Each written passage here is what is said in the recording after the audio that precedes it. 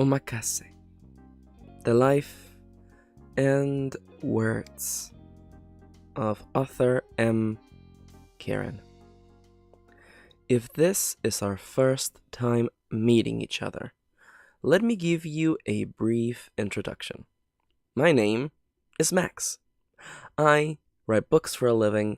My pronouns are they, them, and welcome to my writing advice and inspiration podcast. It feels really good to be doing a formal episode once again. Although I think my voice is not quite ready, it's fine. I've been looking forward to diving in once again and chatting with you for a little bit about my writing process, answering your questions, and of course, examining our characters thanks to a prompt. And as always, I would like to remind you that in the description of this podcast / video, there are a bunch of handy links, so please consider checking them out. And now, let us dive into the first segment of the show, my week. It's been a little bit since we talked in an episode proper, but if you've been catching up with the OMAKASE Extra, then you know what's the deal. I feel good. I'm back working at my regular schedule. I have had a week of writing, or rather rewriting, a novel that I wrote almost 5 years ago.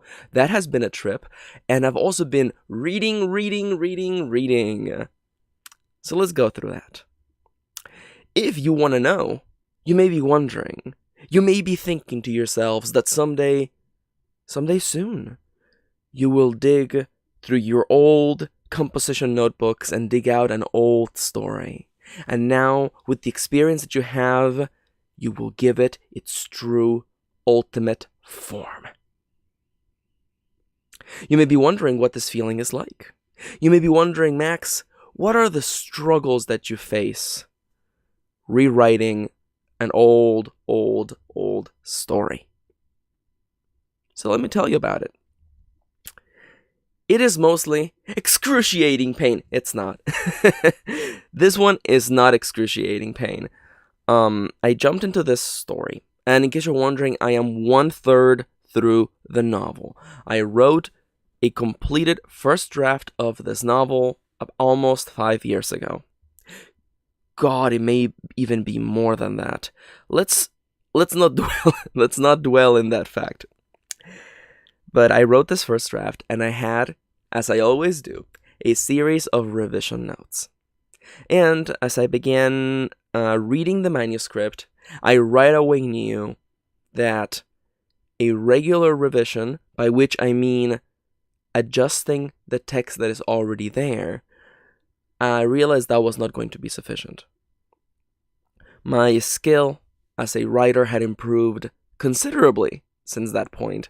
And really, as I mentioned in the last video, I think, this was probably the third novel I ever wrote.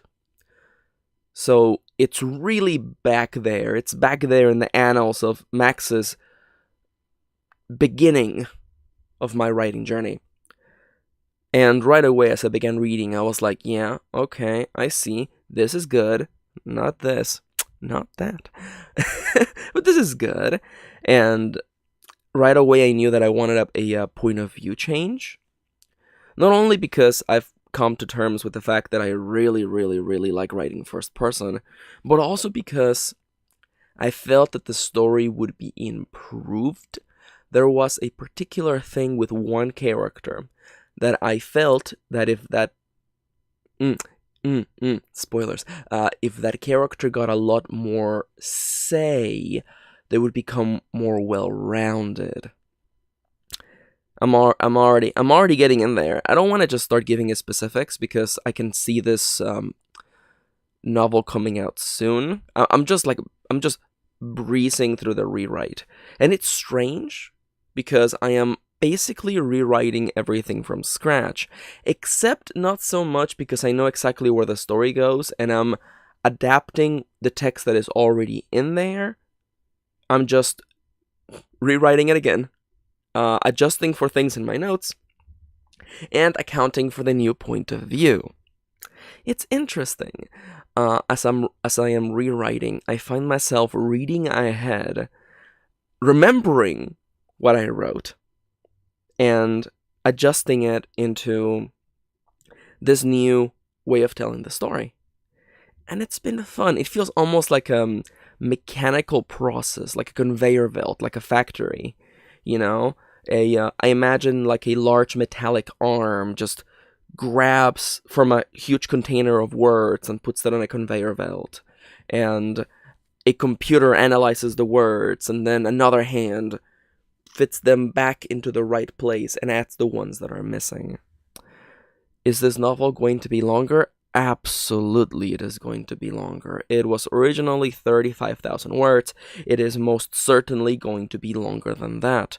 I am not sure how long it is going to be, but if I must give you a number for the sake of looking foolish later on, because we all know how bad I am at estimating things, let's say this novel will be 50,000 words. How about that? Can I add 20,000 words through a rewrite? Oh, most certainly.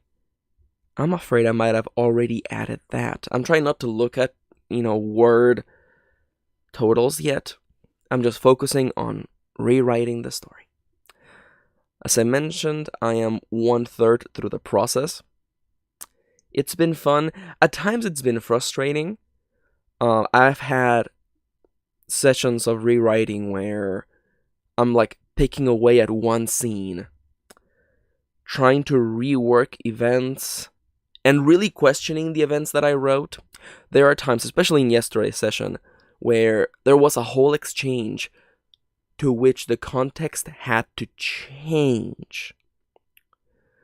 And because the context of the conversation changed, the conversation itself changed. And I found myself almost writing a parallel universe version of the original conversation. It's almost to the point where a cynical version of me would almost consider formally revising the original manuscript and releasing it as another completely different novel. But no. That original story had many shortcomings. There were many issues and things that even back then I knew, this is probably not gonna come out as good as I thought it would, and it didn't. There's a particular character who feels almost trope-ish, though thankfully, now that I'm in the future, and now that I have the ability to give it another try, that character will be more than what they were originally. Another joy of the rewriting process is that now that I know where the story is going and the events that are in motion, I am able to further cement the theme of the story and slide in the quiet moments, elements of symmetry, which we will be talking about later on during question number 2, looking at my notes, question number 2 on subtext. So there you go. I've been rewriting lots. It has been fun. It has been stressful. I am 1/3 through it, and I have the goal, as foolish as it may be, I have the goal to finish the revision or the rewrite of this novel by 2 weeks. I have 2 weeks' time to finish it. I am really bad at giving myself goals, in part because I am so used to life getting in the way that I know that just putting a goal is like asking the universe to, like, I don't know, make something terrible happen. But I know, and I know that right there is a very rational thought. So, I've given myself a deadline. I have 2 weeks to finish the rewrite of this novel, and it has been helping. Honestly, I have a couple of days off after I record this podcast. I'm going to enjoy them. I'm going to recharge my creative muscles, and then, on Friday, I'm going to get back in there. I'm excited. If anything, because, how do I say this? It is very satisfying to remember what I wrote and remember the things that I wasn't confident enough to do, and now be able to give those form.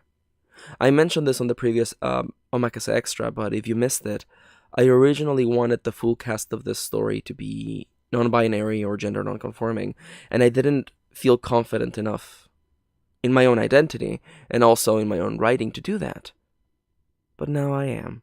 So now I am even more excited to be able to create the story I really wanted to, all the way from the beginning.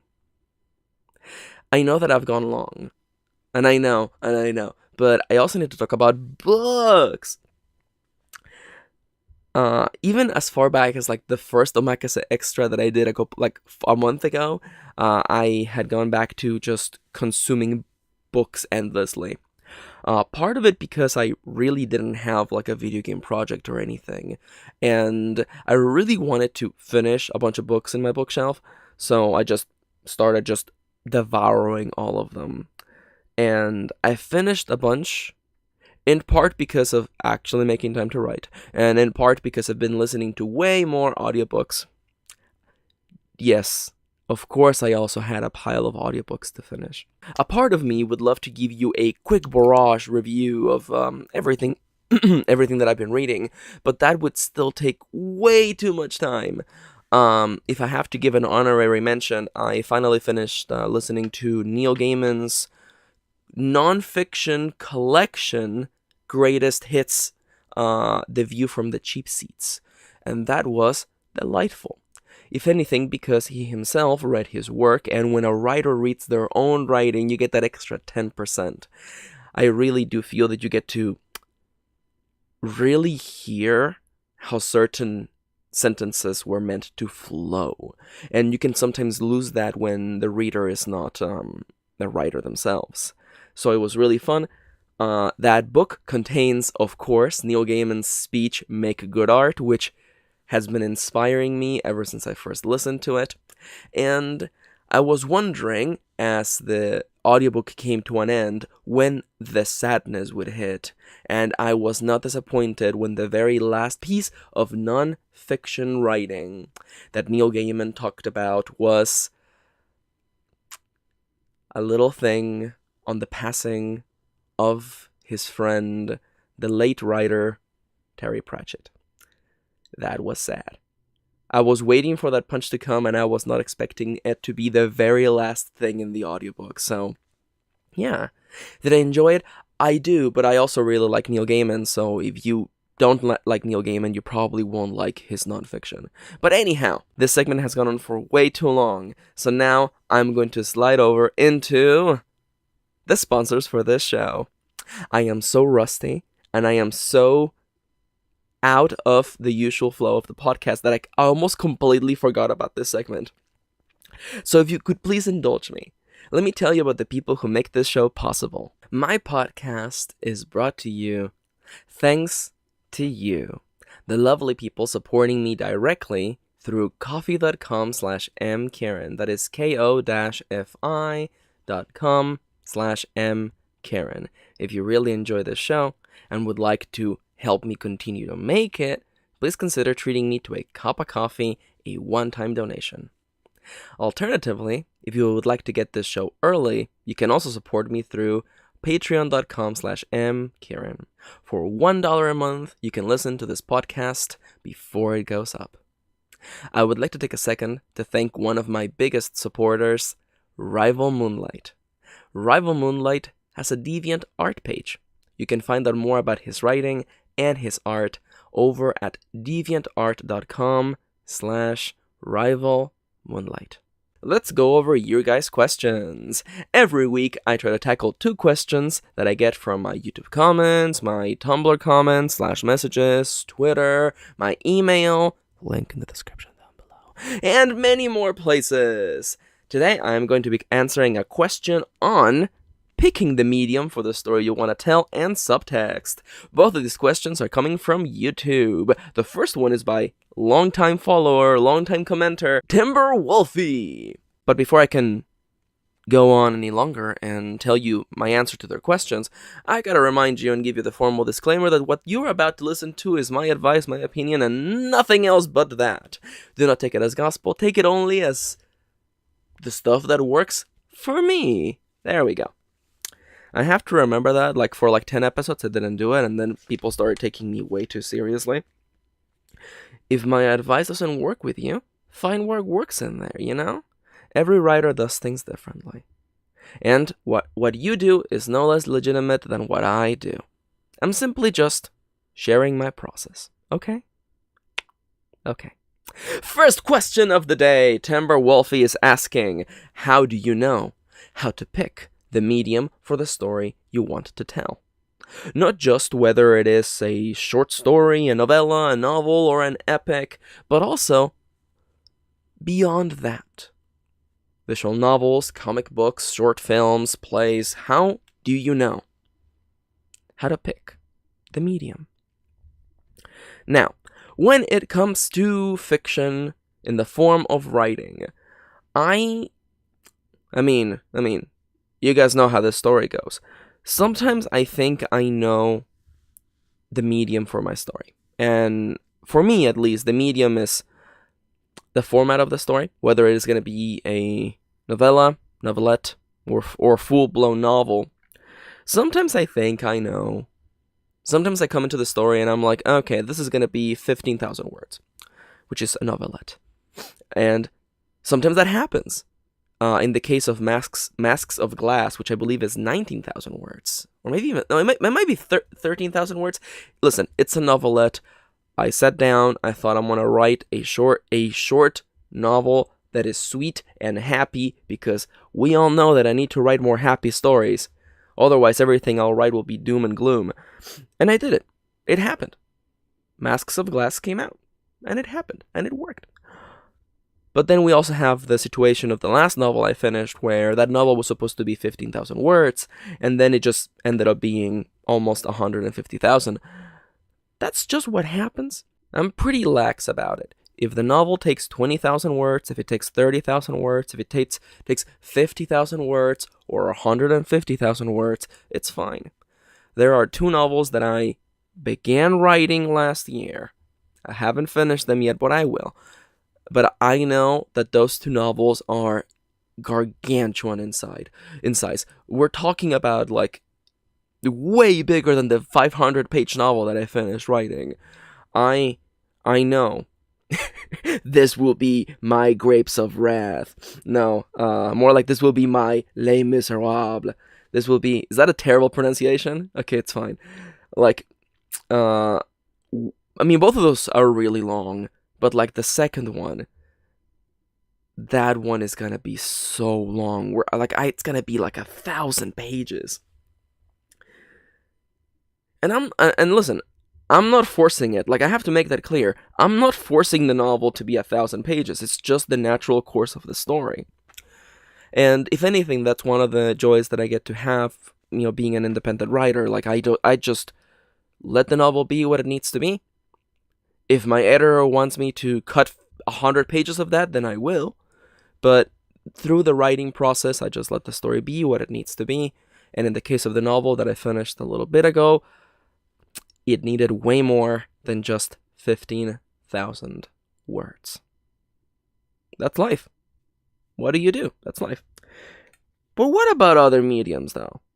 What about other mediums? I have to, speaking for personal experience, I was involved in a few visual novel projects. A couple projects in which we were going to get together and I was going to develop the story and write the story for a visual novel. And as you can imagine, for the lack of there being any of that, a bunch of that stuff fell through. But when I was, thinking of creating a story like that, I came into it wanting to create a story for that medium. The question that I kept bouncing in my head is, I don't want to just grab one of my story ideas, something that has been sitting there in a text file that I can point at. It's in my desktop right there. I can see it. There's a text file with all the ideas that I've just been saving up for years. And I don't want to just grab that and put it in a visual novel, because I wanted to create something that would work with the medium itself, that would really play with the medium itself. In part because that would be really fun for me. And when I'm having fun, I finish things. So, if you, dear listener, have a story and you're unsure of what kind of format to make it in, I would first and foremost tell you to create it in the medium that you have the most fun in, because when you're having fun, you finish things. And finishing things is very important. The follow-up message to that would be, if you have fun in many various different mediums, then consider the medium that would better suit this story. Not all stories need to be books. Not all stories need to be short stories. Not all stories fit as a comic book. And not all stories fit as a play, as a short film, as a visual novel. I think it is most effective when we, think of the story we want to tell and the medium that would affect it the best. That really is all I have to say. I hope that this was helpful, Timberwolfie, and everyone else listening. I know that if you're stuck at the beginning, it can be very simple to be uncertain, and to even wonder if this is the medium that the story should exist in. Although I mentioned and I talked plenty about creating the story for the best medium, I do also think that you should strongly consider what medium you have the most fun creating in. Because as I said, if you're having fun creating something, you are going to be more likely to finish it. That's it. I hope this helps. And now, to the next question. Subtext.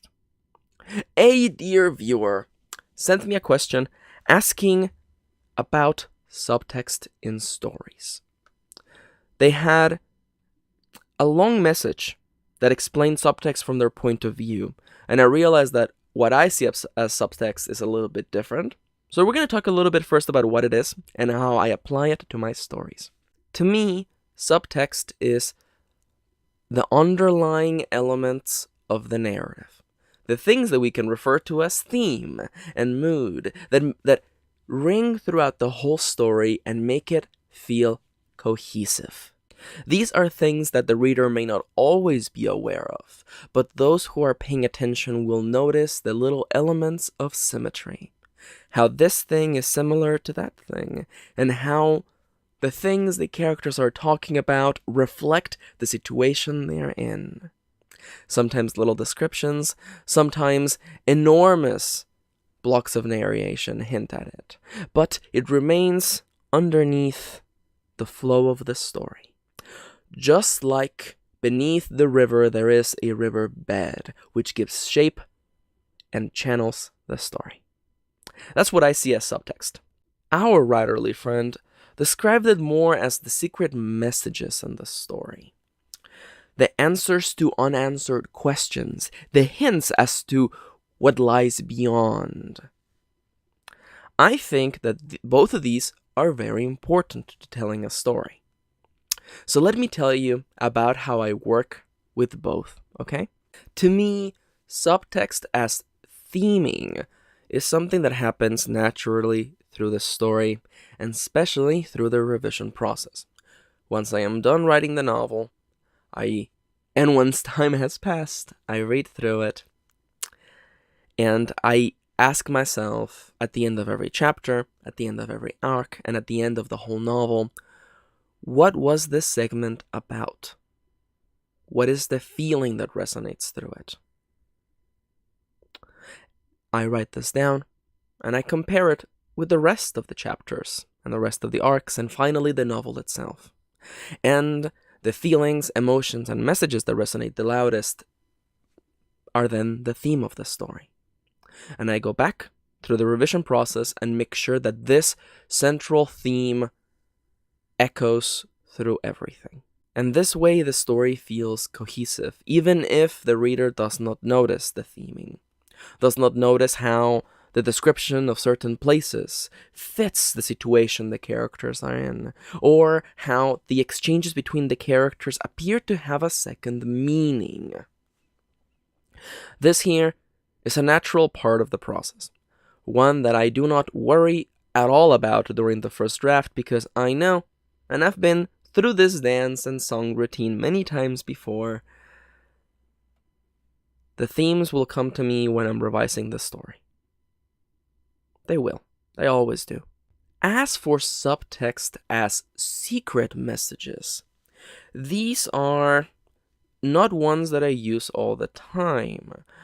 When I find myself leaving hints to answers that were left, or rather, hints to questions left unanswered, this mostly happens because of two reasons.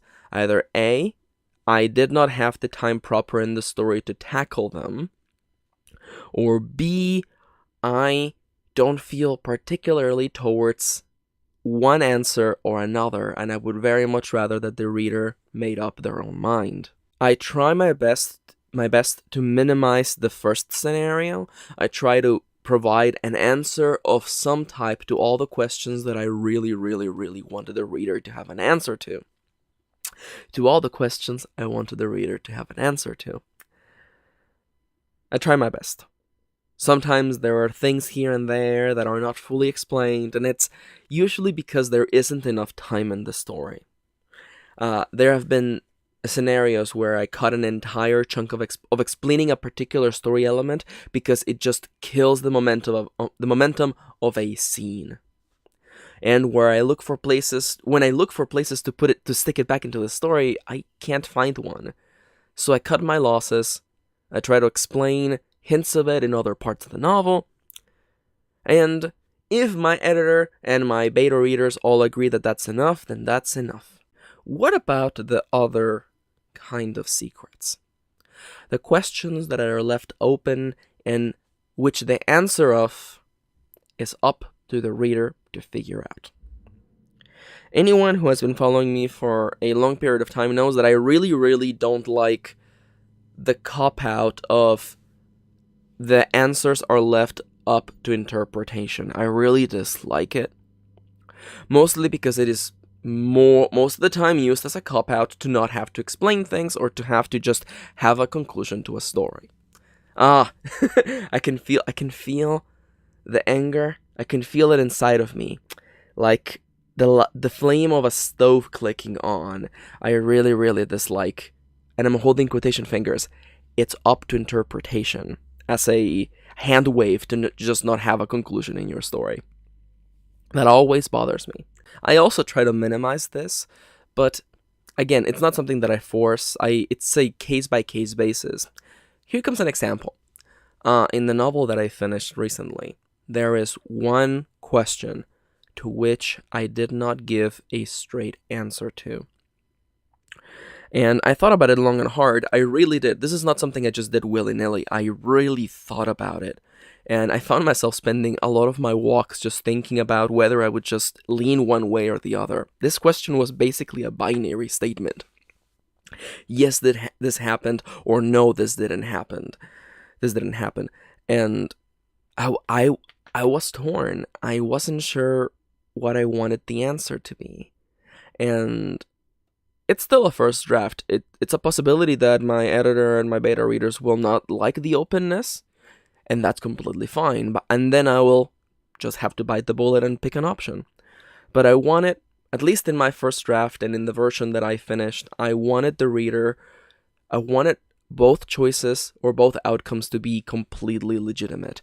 I have to clarify before I go on any deeper that this is a question to a side plot. It's not one of the main things in the story. And I'll talk more about this later. You know what? I'll talk about it now. The thing is this. I know that sometimes as writers we worry a lot about the readers guessing what's going to happen next. But I'm going to give you a little secret. People who read books all the time are going to catch 80% of what you throw at them. Because they're paying attention. Because they know how stories work. Because they've been here before and they're paying attention. The very, very attentive readers and the people who also happen to be writers are going to catch 100% of what you throw. nothing will get past them because they know. They know the flow of stories, and they are paying attention. They are paying attention. So this means that most of your readers are going to catch what you're throwing, and very little things are going to get past them. But let's go back. Let's go back to that unanswered question, because it is something to which I purposefully left clues on both sides. I wanted the reader to, if they caught that question, which most of them did, they would have evidence to both cases. And I felt that that would be more fun for them. More fun for the reader to have what some may consider conflicting evidence as to the fate of a particular character. And I liked that. I don't know if my editor will like it. I don't know if my beta readers will like it. But I at least, through the writing process, I arrived at that conclusion for that unanswered question. And I liked it. I really did. We'll see if it worked out or not, though. Time will answer all questions. I realized that I've moved rather quickly through the first instance of subtext, particularly subtext as theming. So I'm going to give you an example, in case you're wondering what I mean.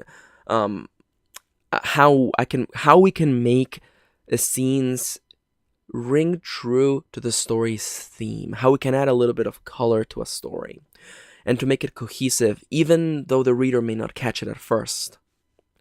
An example that I've thought about, and this is like one of my go-to examples. Imagine that you are writing a story about a married couple, and this married couple there's issues in their marriage, and one of them is trying to fix the marriage while the other is unknowingly or subconsciously sabotaging it. Let's say, for instance, that during the first draft, you write an exchange really early in the story. You write an exchange between the two of them, where they're talking about the state of their marriage and what they want to do about it. Through the revision process, you may go back, now knowing that this is a story about these two sides of a marriage, of a story, how one is trying to fix it and one is trying to destroy it, even if they don't realize it. You can go with this theme in mind and go back through scenes and add more detail to them that fits this particular scenario. What you can do to that original exchange that might have not had any color to it, it might have just been two people talking in a room. Now suddenly you can add a lot more color to it. And what I would do in that scenario is that I would further describe what each person was doing while they were talking. And what I always imagine the spouse that is trying to fix the marriage, walking around the living room, picking up things. Picking up coats and putting them in their place, picking up magazines and tucking them underneath the coffee table. And I imagine the person who is unknowingly trying to sabotage their marriage, sitting at the dinner table, tearing out pieces of a journal. Maybe they are a failed writer or a failed poet. Either way, or maybe they're just digging through papers to find something for their business, job, or whatever. But either way, without realizing it, they are tearing out pages and spreading them on the table, making a mess while the other person is trying to clean the house. This is subtle, and it's very quiet. It's the kind of thing that you would not notice or realize until a second reading. This is why sometimes when I'm writing or revising a particular moment, I think to myself, the person rereading the novel is really going to enjoy this particular thing. Because then, having known everything that the story is about, the reader will be able to really, really catch all the subtext. That's the trick right there. That's the trick right there. I hope that helped. And if anything, I hope that I showed you another point of view. The show is not over yet. I'm having lots of fun. But we have one more segment. And the one that I know a bunch of you really, really, really like. Let's talk about the prompt. Every week, I give you a writing exercise. Sometimes bizarre, sometimes simple. Sometimes a simple character question. And your job is to think about your characters. to think about your story, to think about the writing. Sometimes, if you've been away from the writing, all you need is just to remember your characters, to think of them as people, to wonder what they would do or say, and without you realizing it, you are closer to the story once again. And that right there, that's a present. So I would like to give you that gift today. The prompt goes a little bit like this.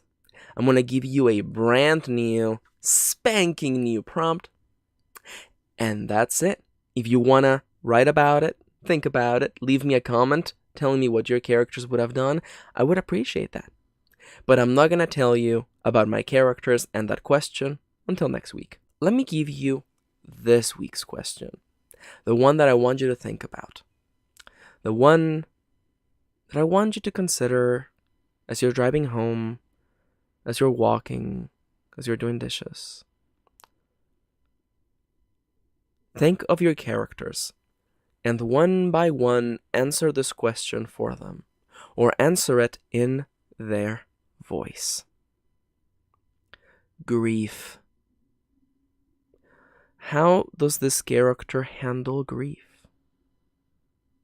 Let's imagine for a second that your character received a letter, or a call, or a text message, or whatever. Through some means of communication, your character has learned that an old friend, one which they had not seen in a long, long, long time, has passed away. How does your character react to these news? And what is the thing they do next? Okay? Think about your characters. Imagine them in this situation. Imagine, as you know the context of the story and I do not, who would this friend be in this what-if scenario? Who would be this good friend who they had not seen in a long time? How would your character deal with the news of their passing? And what would your character do next? Okay? And now it is time for me to answer last week's question, or I guess last episode. Answer it for my characters. The question was, what would your character do if they just happened to have $1 million in their pocket? And unfortunately, I asked that question while I was still writing that other novel, but now the novel's over, so I am going to be answering it from the point of view of the two characters, the two main characters in the story that I'm currently rewriting. We will refer to them as A, the letter A, as N, the letter N. If N happened themselves to have $1 million, I know right away what they would do. They would do very little with it. N is the kind of person who really doesn't care about money.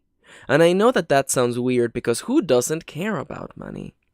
N is a very different kind of character. And N really doesn't care. N is the kind of person who would give the clothes off their back. Quickly, right away, without thinking about it twice.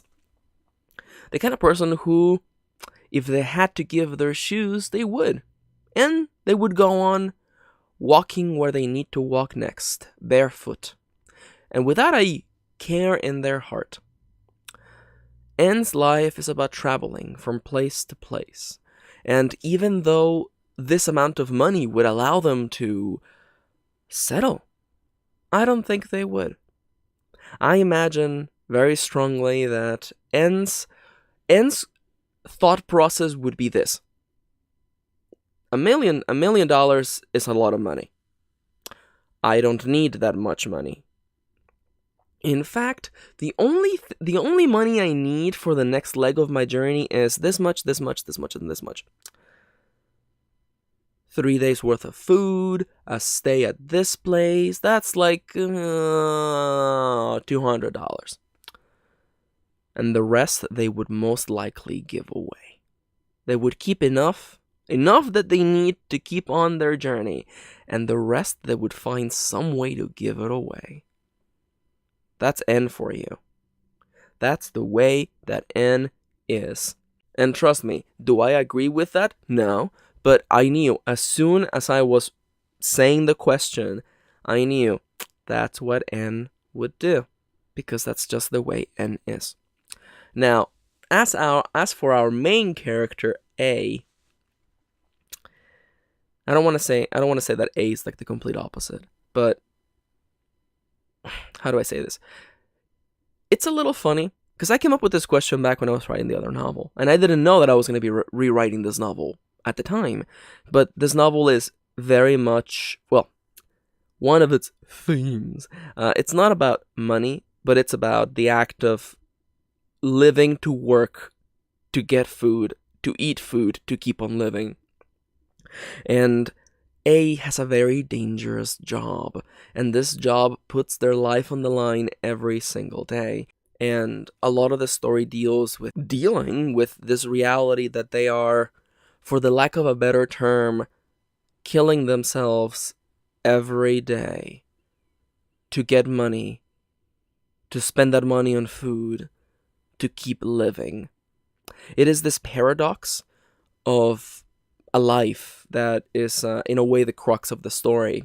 So I know right away that if A found themselves the owner of $1 million, they would quit that job right away. They would find a way to make that money work, maybe for as long as they could, and for a while they would be happy. I am certain that A would be happy, though only for a while. Part of the story deals a lot with A's feelings and A's hope for the future and fear of the future. And I feel like readers are gonna, get it relatively soon, relatively quickly. What A is missing is passion in their life. There is no love in their life. And although they live in a grim world, there's always room for hope and for love and for passion. And although I think that A, I've almost said their name like 10 times, I think that A would be happy for a little bit. They would soon descend back again into that same despair. It's inescapable to them. Until they fix the problem would stay there. Money can make it easy for a little while, but it will not fix their problem. That's a downer. That's a downer right there. It's part of the story. It's part of A's struggle. And the thing that A is going to have to deal with throughout the story. But I do think that is also, in a way, at the root of the question itself. What does money mean to your character? What do they think of money? What do they think of physical possessions, of houses, of mansions, of gold watches, of jewelry, of diamonds? What do they think of these things? Fancy cars, jet planes, vacations in exotic lands. What do they think of these things? And how long would it be honest, how long would it be until the high wore off and the underlying problems that money cannot fix would emerge once again into the surface of their mind?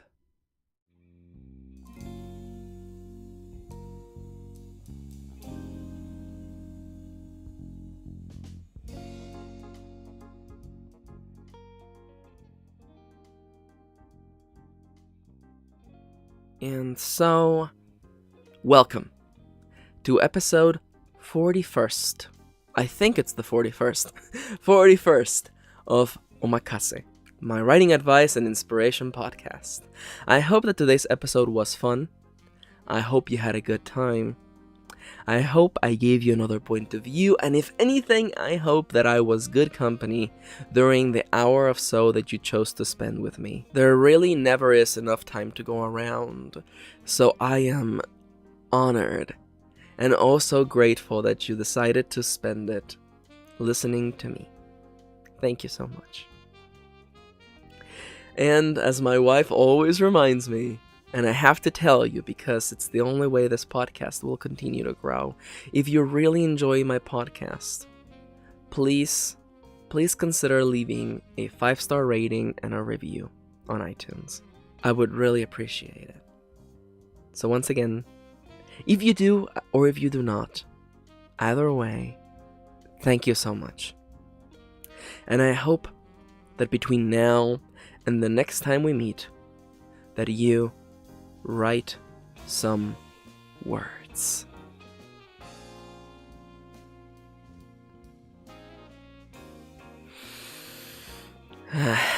Okay. That's it. The podcast is over. If you are listening to my podcast for the first time, we're about to step into the end of the video club, where we stay until the end of the video. You don't have to stay until the end of the video. If you're in for the podcast proper, then this is the time for you to stop listening.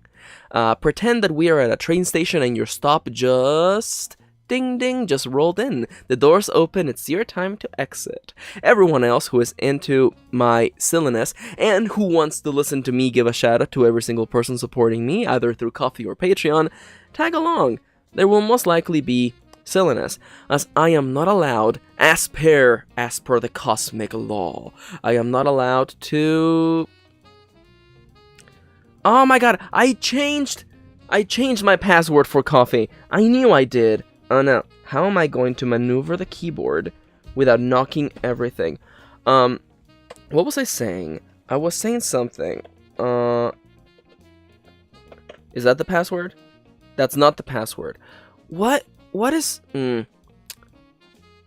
I was gonna say... Oh, this is hilarious.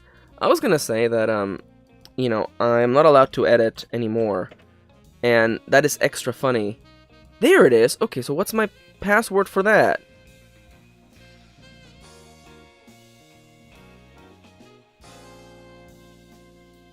Oh, that's the password. Okay. So I'm not allowed to edit, mostly because editing this show takes long enough as it is, and I know you guys enjoy listening to me being a fool. Excuse me? Did I misspell it? I misspelled. No, caps lock was on the whole time. Oh my god. So, how you all doing? Man, this is... Look at this wonderful clown show. That's... There you go. Please update my password. Thank you. Ah, you're so nice, Ko-fi. Thank you. Now, if you enjoy my show, and if you support me through Ko-fi or through Patreon, I will give you a shout out. I will do my best to give you, or to try not to butcher your name.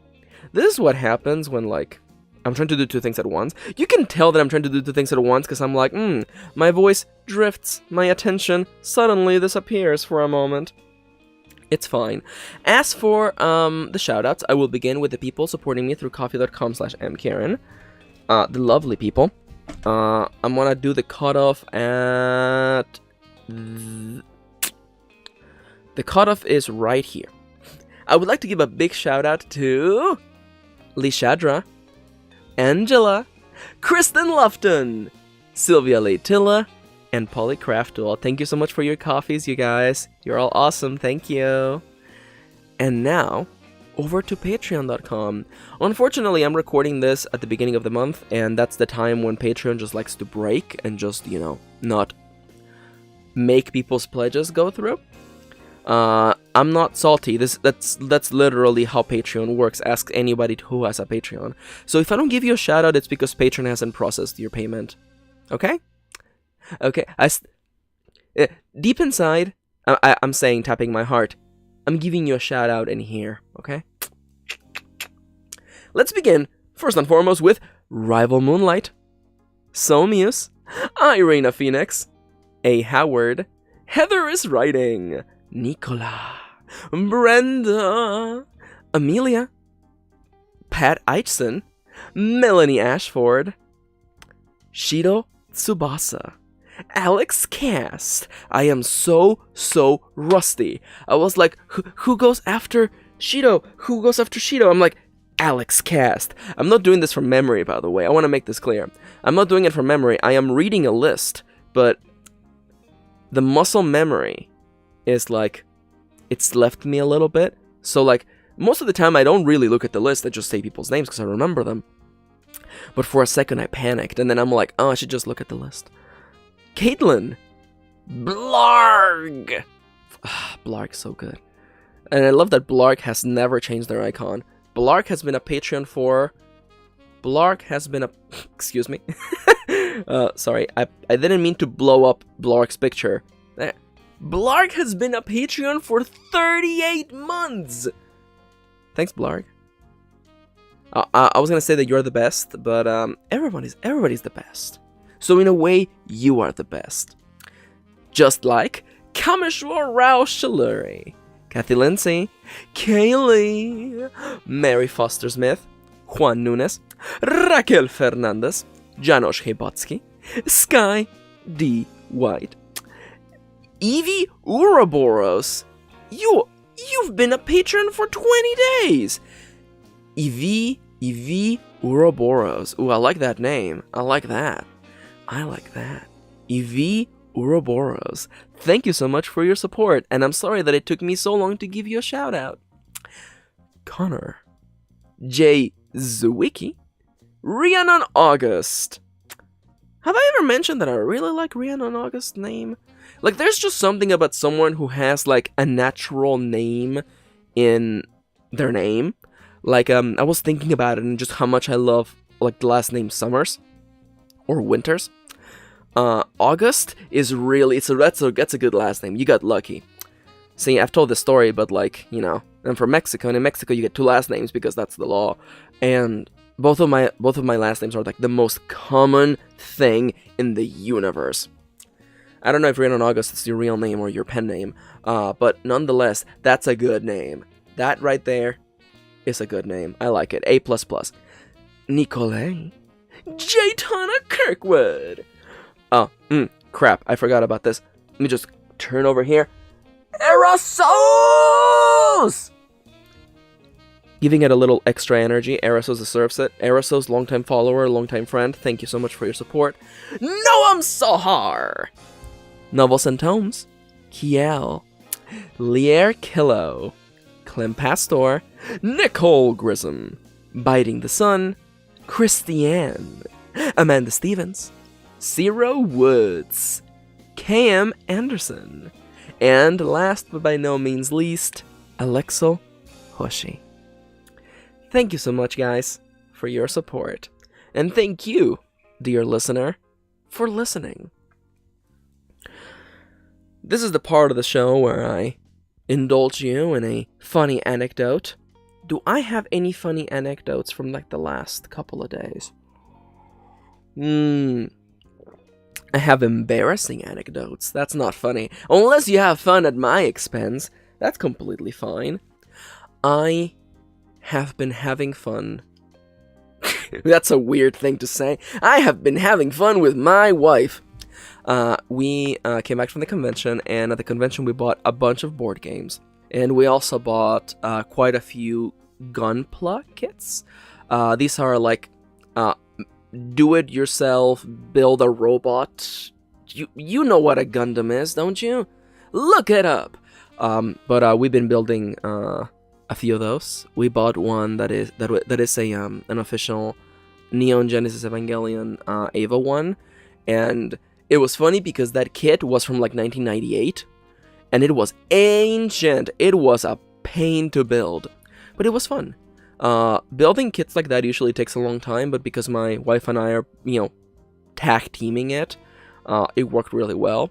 Like, she's cutting the pieces and I'm like putting them together. It's been really fun. We built another one. Like, she had like a few minutes before she had to go to work. I put this on Twitter. And we're like, this is an old Gunpla kit that I had in the closet for like a year. I wonder how hard it would be to build. And I was like, yeah, let's look at the spruce and see, what the pieces look like. And then we just started building it, and we just kept building it, and then we just kept building it, and then we just finished it. It was really fast. Also, sometimes I don't feel very confident in my own abilities. Sometimes I'm like, I don't know if I'm the person who should be putting the Gundam together. But yesterday, the kit was a very small kit. It's what you would call a 1/44 scale, or a high-grade Gundam. And, it has a tiny little head, and there were tiny little stickers to make the eyes of the tiny little head. And I was like, I'm about to go blind. This is too small. I'm not gonna do it. And then I just tried it, and I actually managed, excuse me for bunking the mic, and managed to get the sticker for the eyes right on the eyes, perfectly matching the spot for them, and then like an even tinier sticker for like a little visor on top of the head. Like, I managed to get all of that perfectly placed, and I felt very good. There's pictures of that. I believe it is the Wing Gundam. I put it on my Twitter if you want to check it out. It's been fun. We've been playing board games. We got this board game that is basically a fighting game, but it's a card game. It's called Exceed. We bought the entirety of Season 2, and we've been having fun. It's fun because we're not, my wife has arthritis, and I'm terrible at fighting games, so we can't actually play like, video game fighting games. So playing a game that emulates a fighting game with all of the features of a fighting game as a card game has been a treat. Oh, it's been so much fun. Anyhow, I have rambled on. I hope that wherever you are, you're having a good time. And if not, I hope that the good days are just around the corner for you. More than writing, life is about finding passion in it. About finding the thing that makes us feel alive, that makes life worth living. And this can be many things. It needs not be just telling stories. Our passions can be our family, our friends, the wonderful moments where we all meet again and chat. Life can be many things. But if life is to you about telling stories, I hope that between now and the next time we meet, that time works out for you, and that sacrifices are worth it, and that you can sit down and write some more. Life is hard, and so is writing. But in spite of that, I want you to remember to hold the air and to say that today is a good day to write.